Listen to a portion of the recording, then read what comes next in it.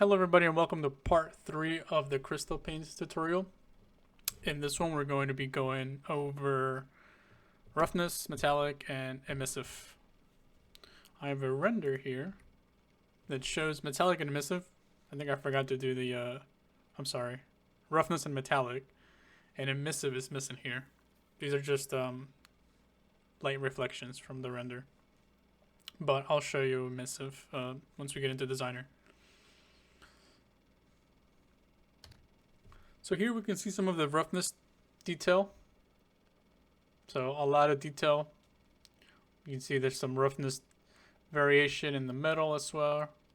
Obviously our frames are metal and our crystal is not. And then we have an emissive on the deep parts of the crystal. So let's hop right into it. So just a quick look. This is our roughness map here on the bottom right. So this is going to be the final texture for roughness. And then metallic is pretty simple because it's just the frame. And then it just has like a little bit of dust covering it. And then emissive here is pretty short. And this is basically what that looks like. And I think I have it on right now. And then if you have an emissive, I'll show you how to add it. I've shown this in previous tutorials, but just in case you're watching this one only. Once we have this set up, you'll be able to use this, but when you go in here where you go for height scale and your tessellation factor and stuff, you can see emission, and you can turn the intensity up and down. So this is like it's if it were off, on, and then obviously you can go past 20. You can go like the power of the sun or something. But that won't help anybody, so we'll go with 10 here. Okay, so now I'm gonna do what I normally do, and I'm gonna unplug everything or disable it, and then we'll get started. So be right back. All right, so I've gone ahead and I've disabled. I've turned off emissive. I've disabled metallic, and I've disabled all of roughness. So let's get started. So we're going to start with a uniform color of 0.5 as a base roughness. And as usual, we're going to start with the frame first and then the crystal. So just keep that in mind. So next, I'm just pulling from up here, from this vector warp grayscale, which is coming from the first time that we used our brush. Noise here. So pull from that guy into a levels, and I'm using 0.125 on the level out high. That's going into the opacity, and then I have a uniform color here of just a grayscale of 1, and then I'm using the levels here to basically, instead of using the opacity slider, I'm using the levels slider here. So yeah, you can see there what it's doing. It looks pretty cool in the crystal, but we'll get to that separately. So what I like to do is basically just kind of go through my albedo and just pick out the stuff that I think makes the most impact on my albedo, and then use that for the roughness. So in this case, this is where we went from this to this. So I'm using that same thing, but obviously I'm going to play around with the values here with the levels just because it's not albedo anymore, it's roughness that we're using it for. So then here, I do same thing. I pull from the next guy into a copy, into a grayscale of 1 again. Again, very subtle, just like in the albedo. Then here we take the next one, which is this guy that we used. So for me, my thinking here was that the darker colors would be... Sorry, I'm just lowering the volume on my music. Yeah, so my thinking here is that the darker the color, or like the metal color, the rougher it is. So, you know, here I use this to paint a darker version of the result to have like these spots. So I'm using that same mask So this guy, and I'm making that, sorry, here, yeah, to make it rougher. So again, 1, and then here I just play around with my levels. Actually, I'm gonna disable albedo just because I think it makes it easier to look at.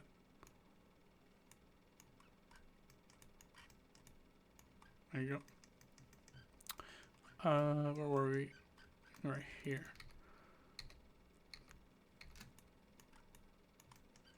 Let me find a good spot where we can see.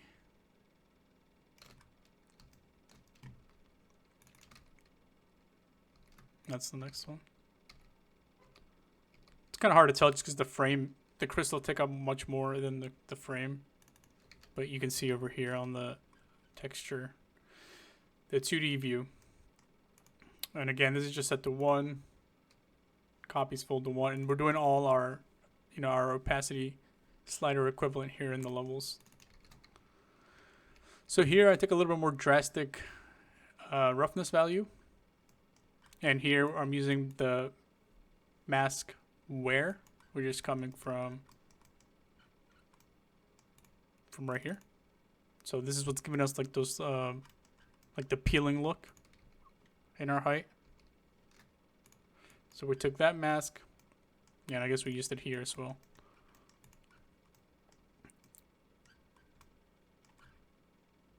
Yeah, here. Okay. Oh, I thought it was feeding into here, but that's this guy. Just happened to go through. Okay. So yeah, so the wear mask into a levels, into a super white uniform, and then, like I said, I want that to be rougher because it's more exposed, and then the shinier metal on top. So it's going to be rougher.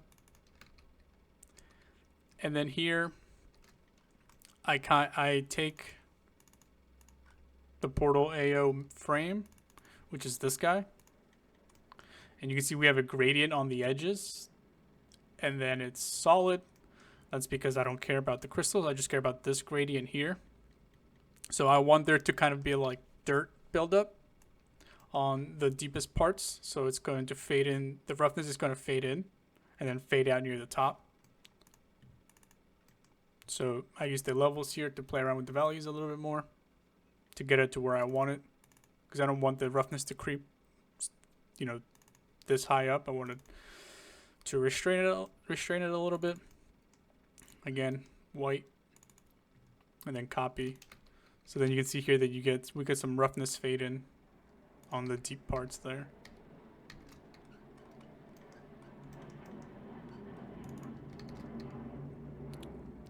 What's this guy doing?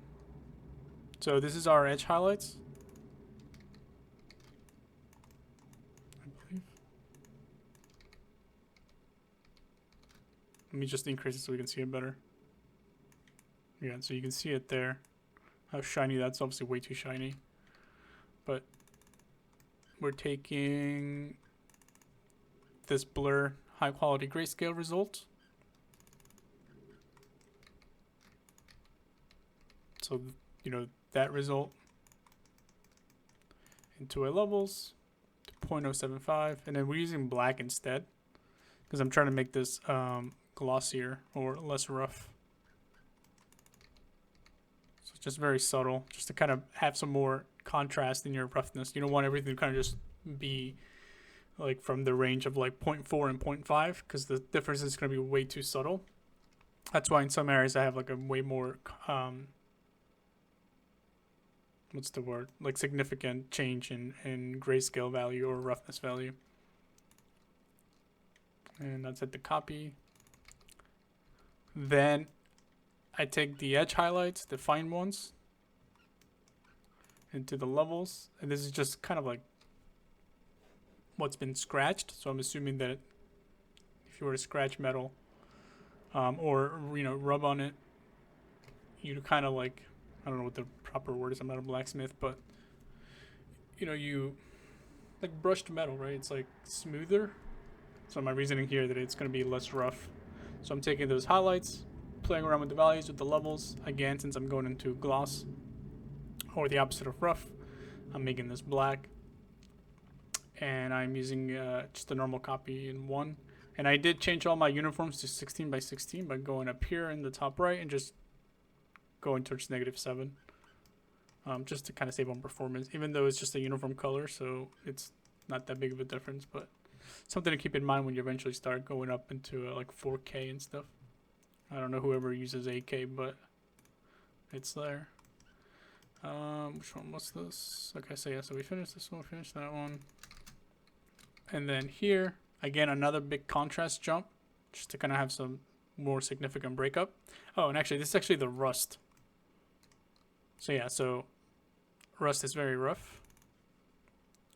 So we're taking, so we have 3 rust blends, so 1, 2, and 3. So for the first one, we're taking the first opacity result here. So we're taking that guy into a levels, playing with it, and then we're back to using 1 for the uniform color into copy. So then, you know, when we have the rust parameter turned on, then it's going to have this. And then we're taking the second result from the rust into the levels. And then again, we're just kind of like layering more on top the other rust masks. Again, into a uniform color white. Now we're taking the third one, so this looking guy, into a levels, a white uniform, and then just going on top. And again, the cool thing here is that because we have, if we turn these 3 off, so we turn off the rust, it looks like this. And then as we start layering more, you know, roughness from the rust, it has more interesting roughness. So you see this, like here it's like super, like it's not super, but somewhat less rough, and then like rough, and then less rough, and then back to rough to less rough. So it's good breakup, and it makes will make your material more visually interesting. So we have here our first parameter for rust, or boolean, or switch. So obviously, since these 3 are for rust, then anything before these 3 will be the non-rust. So have a split that goes into false, and then after the 3 rusts, that will go to true. And I think here we start our crystal. Yep. So we start with just like a blanket roughness value. I chose 0.1 for the uniform color, and then for the mask, I just took from here. I think there is a proper portal for it, but just the inverse of mask frame final.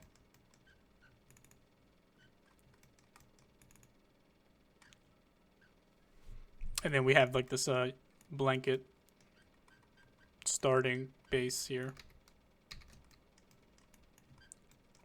Then we add same thing like we did with the metal. Now we're doing it for the crystal. So we're going to take our brush noise that we used here. Whoops. So this is, you know, albedo before the brush strokes and then after. So we're taking that result from the opacity into a levels, and I play with it a little bit here, into a uniform grayscale set to 1 to copy. And then again, we're just breaking up that coat for the crystal roughness, just so that it's more interesting. And then here we take a, don't I have a portal for this?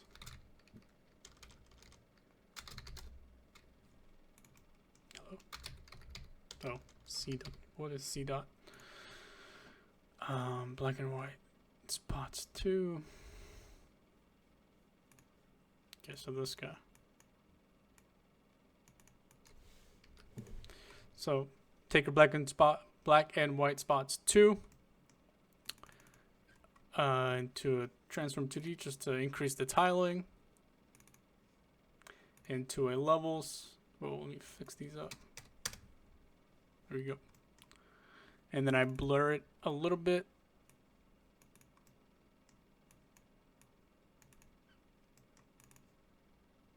Always have your quality up for some reason. Then we have our vector warp grayscale, obviously, because I don't want, you know, the black and white spots from one to run to the other. And I usually do 10, so let's keep that going. And then we use our pretty much, oh, never mind, this is a different one. Yeah, so here I wouldn't use the other flat fill we've been using because this is just for crystals. And we do have technically, I guess, 2 sets of crystals because we have one where, you know, the spikes here are covering the crystal. So in this case, we're just worried about the crystals themselves. So we want to use the flat fill glass random color D for distance. So this guy to vector warp it. And then we need to subtract out the frames or multiply them depending on the mask that you're using. So for this case, we need to subtract because it's the frame that's showing here. And it's the mask frame final mask. So we need to subtract the frames. And then this frame is obviously going to change depending on whether I have spikes or not turned on. So that feeds into the opacity. And then we have a white here. And then we add another layer of roughness on top of our strokes and on top of our base roughness. And then here we add another, oh, well, here we take the highlights of the albedo, so the high points on the crystal, like peaks, and we're making them a little rougher. So we're actually pulling from this guy. So take from the auto levels into a levels, and I slide them around a little bit, round that for you guys, into a white, into a copy. And again, it's very subtle, but this is actually really nice because it kind of adds more definition to the actual shape of the crystal. Because if we don't have this, then it's just a bunch of like random noises or roughness noises, kind of just without thought, scattered on top of the crystal. But by taking some information from the actual height map, not geometry, we're able to have more distinctive features that kind of break up the random roughness. So it kind of seems like it's more defined or more purpose. So again, we just take the next highlight here into a levels with a white into a copy, and again, same purpose, but this one's giving us some like tighter, which you can see right there, which is good. Some good contrast. Then here I take the lowest points of the peaks or valleys or whatever you want to call these. So these guys, how we here we ended up using that to make those points darker, again to kind of reinforce the highlights. So we're taking this guy into a levels, and then here, since we're trying to do, we use white when we're trying to add roughness, and I use black when I'm trying to remove roughness or add gloss. So I use the levels, black. And then you can see here, and again, this is adding more definition, I guess, with like intent, I guess. So you can see that it's bringing back some of that height information. You can kind of start to see it a little bit in the roughness, which is good. Otherwise, you just have, like I said, you just have like flat, just random, just roughness laying on top. And you kind of want to have some definition from the height also be applied to your actual roughness. And again, here we're taking the cracks. So our mask class cracks. Let's go with a 0.512. So we're taking that mask, playing with it into a 1 because I want this deep spots here. So where the cracks are to be rougher. And I probably could have gone a little bit more. Not too much. I'll just leave it. What were we at? 5, 6. That's way too much. So you can see here that since the damage is supposed to be kind of creating a hole in the height, then I want it to be rougher. And again, it's bringing more of that like height definition to our roughness. And then here I take it one step further. I use an AO, HPAO, an ambient occlusion node to kind of take the deepest spots of the cracks and then forcing some roughness on there. So you can see here, it adds a little bit more definition to the roughness. So we're going to take our mask glass cracks. It's a mouthful. And then I'm using an HPAO. And then I invert it. And then I auto level it. Then I level it.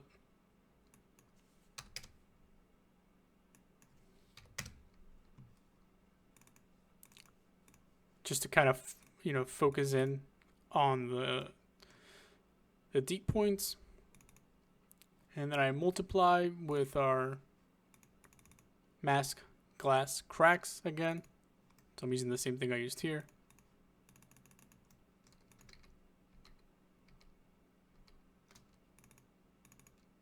Because I want to get rid of like all of this stuff around it. So I take this, because this is just focused on the cracks.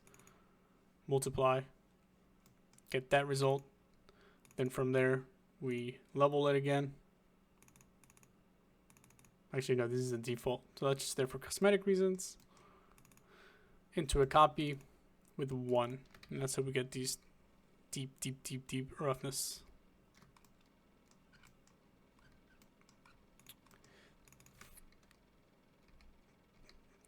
Then here, my thinking here is I wanted to, so if we look at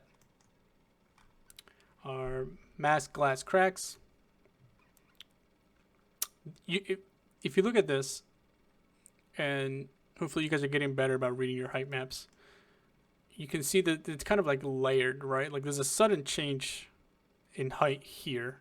It's not a nice gradient like it is like here, right? It's like a very smooth transition between like here to this high point back down. But then here it's like this is like a step, and then right here it's kind of abrupt into another step. So that's telling you that it's like layered, because it's got like a sudden drop off. So what I wanted to do was take that information and have a roughness on where that drop off is. So I was thinking like dirt would accumulate there, right? And it would be on this side because this is lower and this is higher because, you know, height. So I would want the dirt to kind of like accumulate here. So I wanted this parts of like the, so like right here would be another one around this. So I wanted to have that on the cracks. So that's what this does. So if you look over here,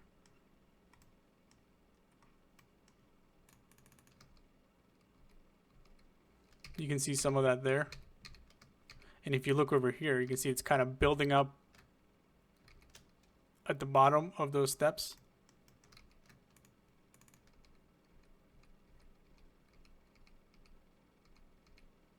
So to do that, I took the AO from just now into a levels.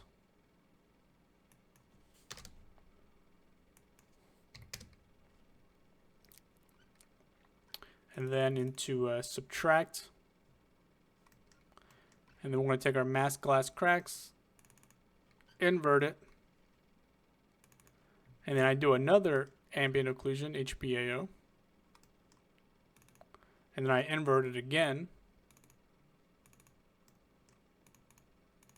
Okay, some of this might be redundant, okay, but just I don't know. I guess it's just what I did. I'm not going to question it now.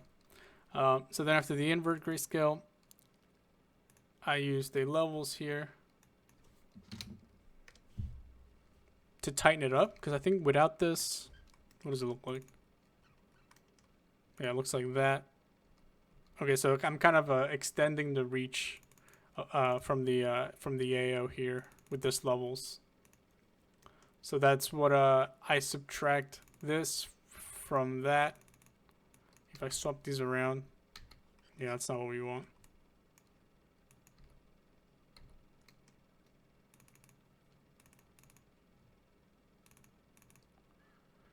And subtract. Trying to see if I can. Yeah, because this AO is giving me these low points here.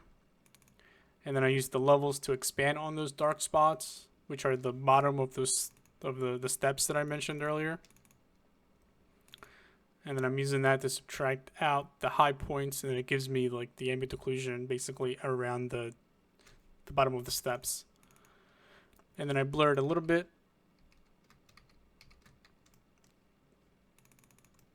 And then I feed that into the opacity with a 1 on the foreground.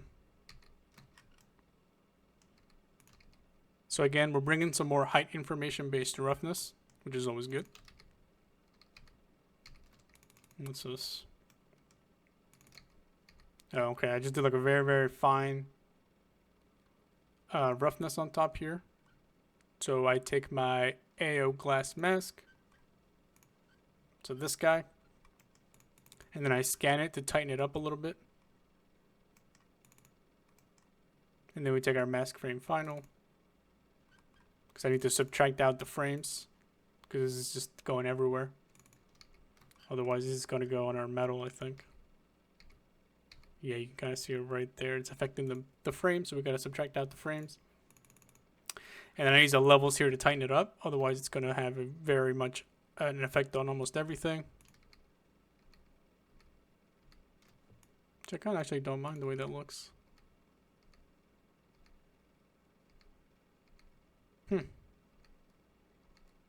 Maybe I should have kept it. What do you guys think? On, off. On, off. I think off gives us a little bit more definition. So I'm going to turn it back off. Opacity, and actually turn this down here to 0.3. I guess I should have done that in the levels. And then a 1 here. Obviously that's way too much. Actually, I like the way this looks with this guy turned off. But, yeah, up to you. You can play around with it. And this is what I had when it was on, just in case you want to try it. We're almost done, or at least with roughness. The other ones are pretty short, actually, so. Alright, so what do we have here? Okay, so once I do a bunch of, like, roughness layering, I do want to have a little bit of some kind of, what's the word? Kind of like a, have some spots of interest. So basically, if we see what's happening here, I kind of just have spots that are kind of, that are using black. So if you look here, so if it's off, it looks like that, right? Like this right there, and then with it on. So we're kind of just adding some like, kind of like the sprinkles on top of an ice cream cone. Just some spots, basically. Some grunge spots, dirty, just to kind of add some like overall, like a little bit of contrast at the very end. So we take a grunge spot, dirty. I think this is just the default one here, and then I blur it a little bit. Vector warp, grayscale using this guy. Then we need to get rid of our mask, obviously. So we're going to subtract. We're going to subtract the frames out. Feed that into the opacity with black. And then we kind of just get some breakup over everything, over the crystals at least. And then for the last step, and I think this is what kind of brings it all together at the end. Because if you look right now, it's almost like our entire crystal. We've been working on the entirety of the crystal, so from beginning to end, so the center. So obviously, same thing that we did with our frames. We want to have a little bit of roughness kind of creeping in, because that's obviously the deepest spot. So that's where like dirt would accumulate. So this kind of brings it all together by just kind of adding some roughness there, kind of creeping in. So if I turn it off and on, you can see it there, and it's happening around here as well. So this is what the mask looks like. So I took my AO final, which is coming from right here. Auto level it to get the full range. Then I play around with the levels. Just a level in mid. I invert it. I scan it just to tighten it up so it doesn't go everywhere like that. Although that kind of looks cool. I don't want it going everywhere. So I did tighten it up with the scan. And then I did a slope blur just so that it's not so clean like it looks like here. So if I turn this off, yeah, maybe this is what you want. But to me, I thought it looked a little clean. I wanted some areas to kind of spill over and some to kind of not spill over so much. So I just used a simple noise clouds. And I could probably spend a little bit more on that. Maybe use a blur here and blur out some of these edges, which actually let's do. Because I think it would look nicer if we blur that out a little bit. So obviously the default is always way too much. I think the default should always be 1. 10 is always way too high. Maybe like 0.5.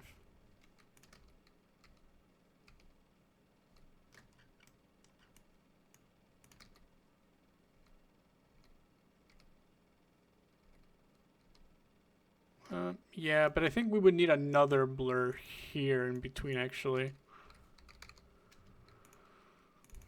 And I think this one can be like 0.125. Just to kind of make sure we get a nice blend. Yeah, so before, I don't like this harsh transition. So by adding this blur here, it gets a little softer. It's not as drastic. And obviously for this slope blur, we're using max because we want to go outside. Just gonna do this to clean it up over here.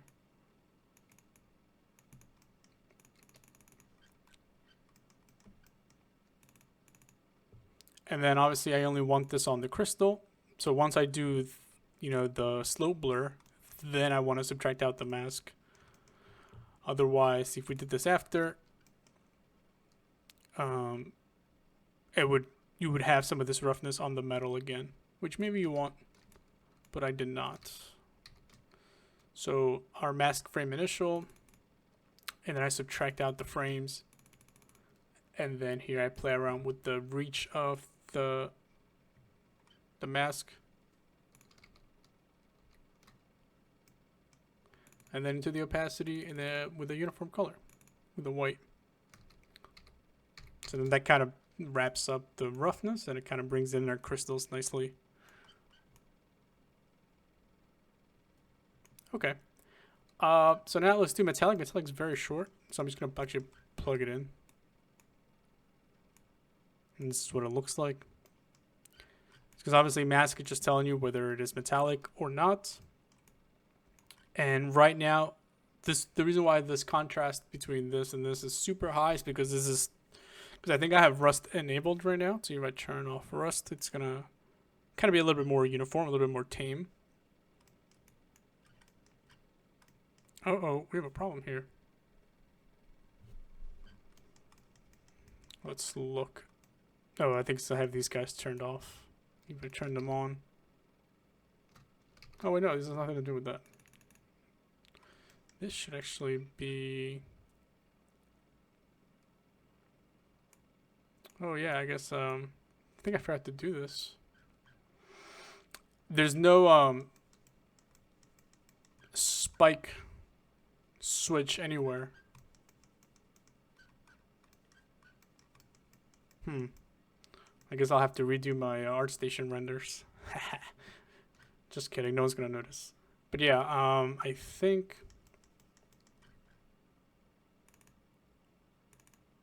Alright, let me troubleshoot this before, and I don't want to take up your guys' time, so 1 second. Alright, I found the error. The error is actually not in the metallic, it's in the roughness, and it's the very last step. I kinda caught it, but I didn't question it, because I thought I would have picked it up before, but at the very end of the roughness, this guy right here, this caught my eye, initial. This should not be initial. It should be final, because the initial one is before the spikes, so it's always going to be this guy. So final always has whether it has spikes or not. So we have to make sure that that guy's turned on. Yeah, because if I undo that, it was giving me this harsh cutoff here, and that's what this is. There we go. All right. Okay. So back to metallic. Sorry about that. Sorry to my renders. Okay. So we start with the mask frame final, not initial, because it has the spikes in there. It's a similar workflow as roughness, but except we're subtracting because the start, our base is that it's all metal, and obviously we're going to take away based on dirt and stuff like that. So subtract, and I'm using a grayscale of uniform of white, and then here I am taking this guy, which is coming from this vector warp grayscale, which was after the brush strokes, I believe. And then we're just taking out just a little tiny bit.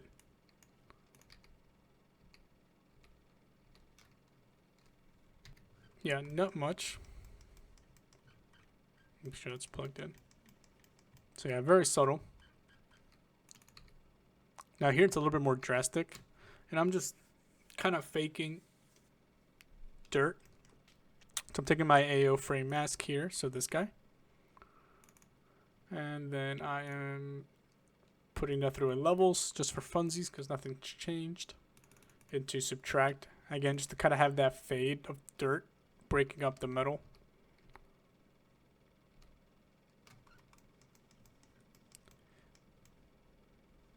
Then we go over here, and then this is the rust. So I'm just going to turn these three on. And these are all subtract. This one's 0.5. This one's 0.75. And this one's 1. Because rust is not metallic, so we have to subtract. And then these are all set to 1 uniform grayscale. And then we're just going to take the results from here, from these three rusts, into the 3 levels. So boom, boom, boom. And then this is the first one. This is the second one. And then this is the third one here. And then we have our switch. So anything before that will go into false. And then after the 3 will go into true, just like in roughness. And then here, obviously, we ended up adding some... Wait. Oh, whoops. Wait, I think I just read off the wrong stuff. Sorry about that. Let me go back over here. Well, yeah, 0.5, 0.75. Okay, did I read off the correct levels? Yeah, I'll just go through these again, just in case. No, I think I went over the wrong ones.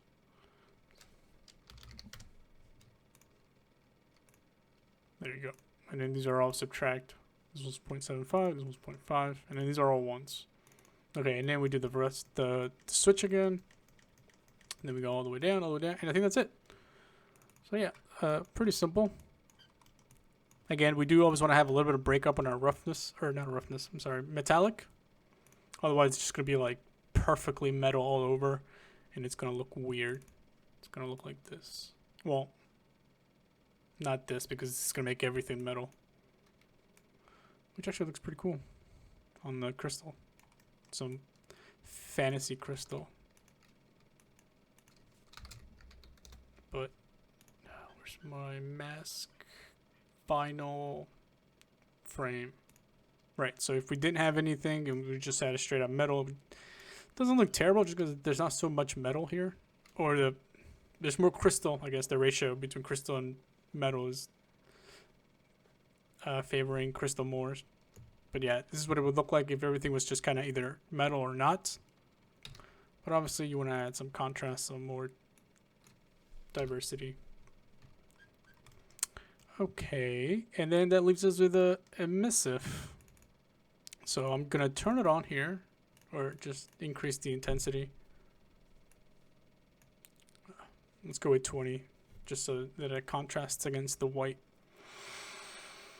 Okay, so we'll start over here. We'll start here. So we have our portal here, and we're using the color glass color portal. So it's giving us this information, which is obviously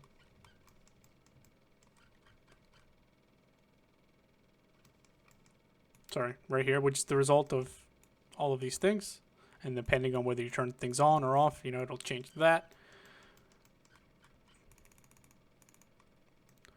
So this will change the color of the emissive based on obviously these tiles.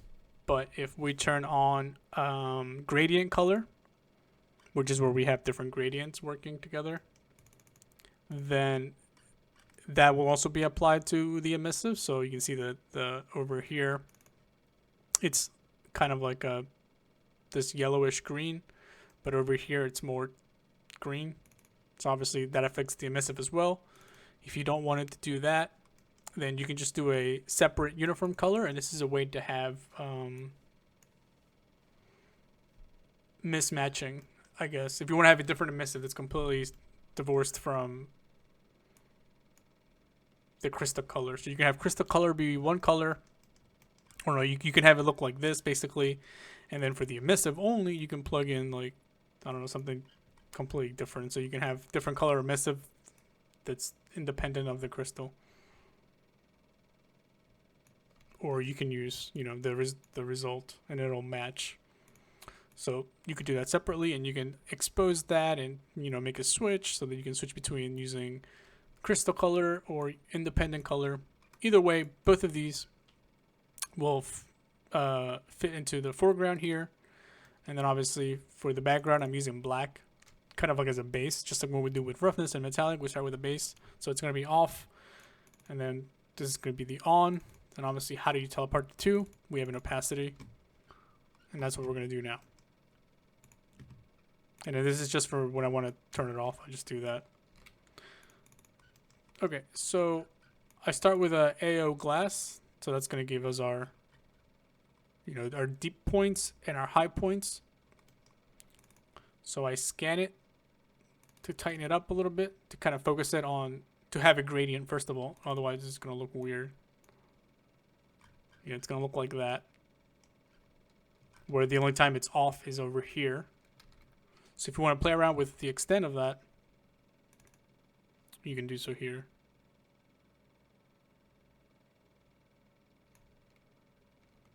See, like at this point, it's only giving us emissive on the edges. But I turn off the edges later, so that's why it's not showing up here. But if I didn't turn it off then. So let me just undo to what it was. I think it was, yeah, 0.325.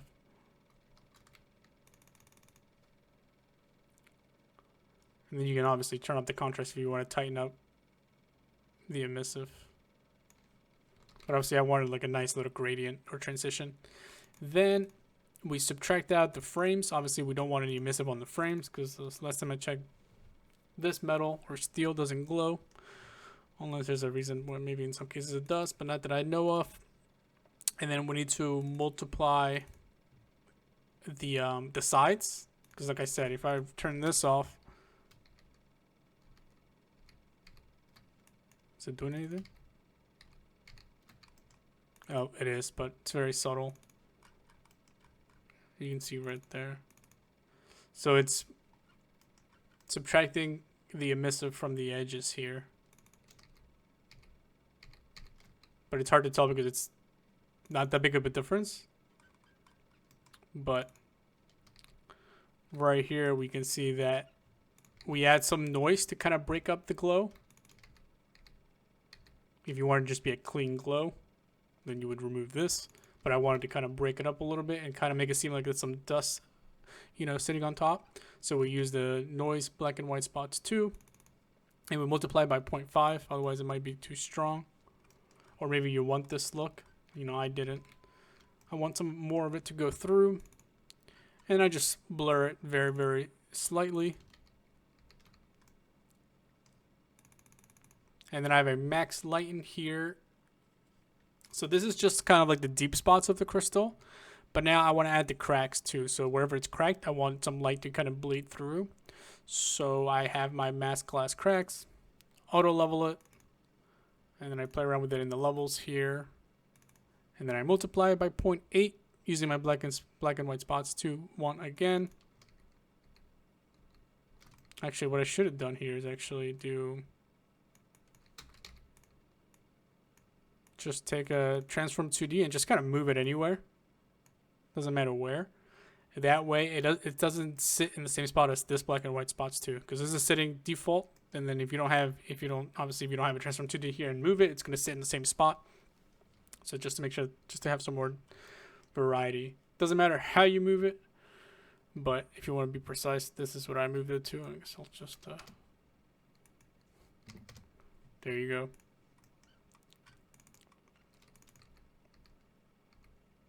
Yeah, again, I want to break up the crystals, the cracks, so that it, just like I did before.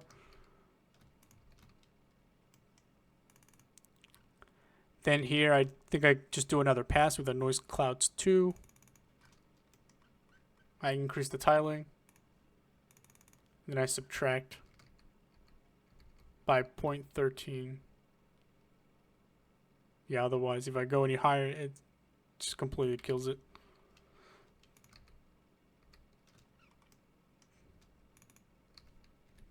Then we take a max light in here, and I add both of these results. And I do 0.6 because I want to reduce the amount of how much of the cracks emissive comes through. Because I want the cracks emissive to be not as strong as these ones. So I just turn down this, and it just reduces the amount of how much the other one comes through without affecting the background. So 0.6. And then to wrap it up, this is where I add the darkening for the emissive. So if you look here with it off, it's just kind of emissive-ing everywhere. I don't know what this is, but what is that?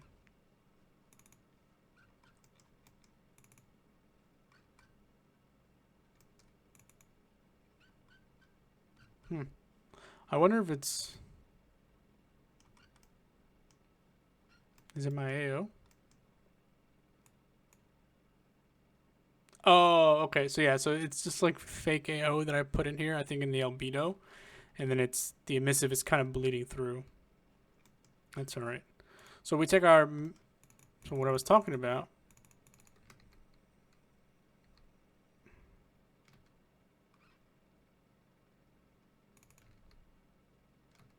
is that I wanted to have some darkening of the emissive.